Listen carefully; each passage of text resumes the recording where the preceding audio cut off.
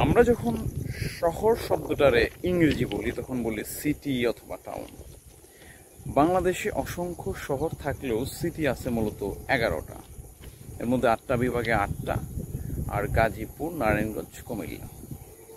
তাহলে প্রশ্ন হতে পারে আরও যে জেলা শহর উপজেলা শহরগুলো আছে ওগুলো কি সিটি না?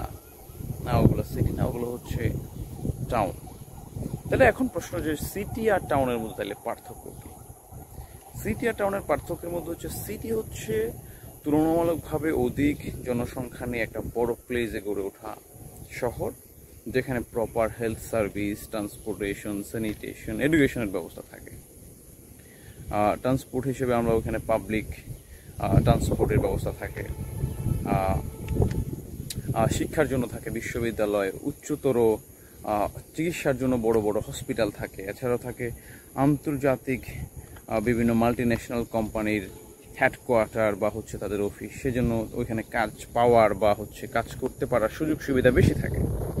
অন্যদিকে আমরা যদি টাউনের দিকে যাই তাহলে টাউন হচ্ছে সিটির তুলনায় কম জনসংখ্যা নিয়ে ছোট জায়গায় গড়ে ওঠা শহর, যেখানে মৌলিক নাগরিক সুবিধাগুলো থাকলেও সিটির তুলনায় কম। এবং টাউনগুলো গড়ে ওঠে একটা সিটিরে কেন্দ্র করে, যেন হচ্ছে বড় ধরনের কোনো প্রয়োজন পড়লে ওই সিটিতে যাওয়া যায়। মানে টাউনগুলো থাকে সিটিকে কেন্দ্র করে। ফর এক্সাম্পল, আমরা যদি চট্টগ্রাম বিভাগ দেখি, চট্টগ্রাম বিভাগের সবগুলো জেলা শহর উপজেলা শহরের হচ্ছে কেন্দ্রবিন্দুতে হচ্ছে চট্টগ্রাম সিটি, যেন হচ্ছে কোনো শিক্ষা ব্যবস্থা বা চিকিৎসা বা কোনো প্রয়োজনে ওখানে গিয়ে ইমার্জেন্সি সার্ভিস বা হচ্ছে গিয়া বড় ধরনের সার্ভিসগুলো নেওয়া যায়।